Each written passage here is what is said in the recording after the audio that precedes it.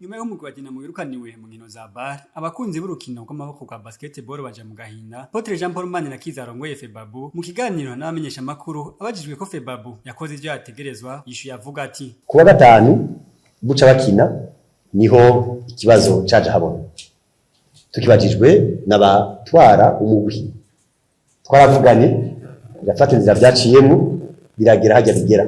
Nibaza ko kubera abantu batarasanzwe bamenyereye twari twebwe twabangaje byari byoroshe ko wenyene canke l'équipe ibikora. Rero byasaba ko l'équipe ye kurepresenta igihugu. Rero twari tubizi kandi byo mbona twabwiye tuyaga, twabwiye tuvugana ko twanyeshejwe mu mwanya muto, twakora byo tubiza gukora. L'équipe Dinamo turabana, turavugana, murabona ko na match ya mbere bayikinye.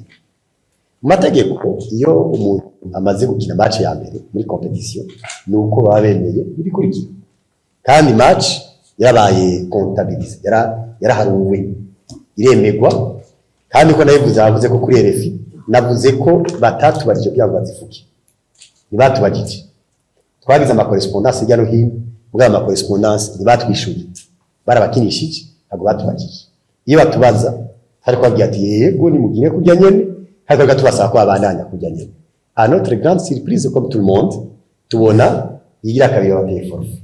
Ibyaye kuba byiza bari gukina kujya nyene, bari basanzwe bakinye uko bari barabibemereye hakiri kare. Ku kibazo c'amahera menshi, icegeranyo c'abahinga cemeje ko yanyurujwe n'iryo shirahamwe. Apotre Manirakiza yavuze ko muri ico cegeranyo harimo ivyo yemera n'ibindi atemera.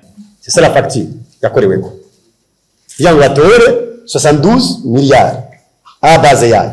Iyi facture rero ni facture yaguzwe y'amatike yo kudandaza. Izo 72 milliards zavuye, ntabwo zavuye kuvyo twadandaje, zavuye kuri la mauvaise interprétation de la facture.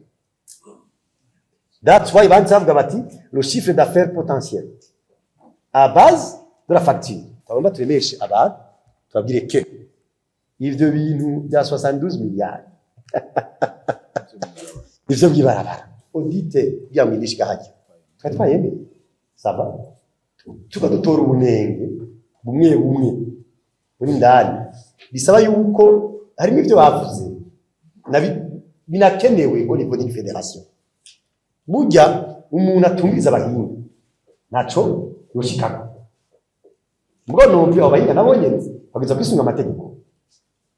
Amategeko ya mbere abahinga hari badashira hanze, ibintu vyagiye hanze ntibikenewe. Ivyo biruka mu gihe abakunzi b'urukino rw'amaboko rwa basketball bo bibaza ko ivyashikiye umugwi wa Dinamo, ishyirahamwe ry'umupira w'amaboko mu Burundi FEBABU ryo bari bifitemo uruhara.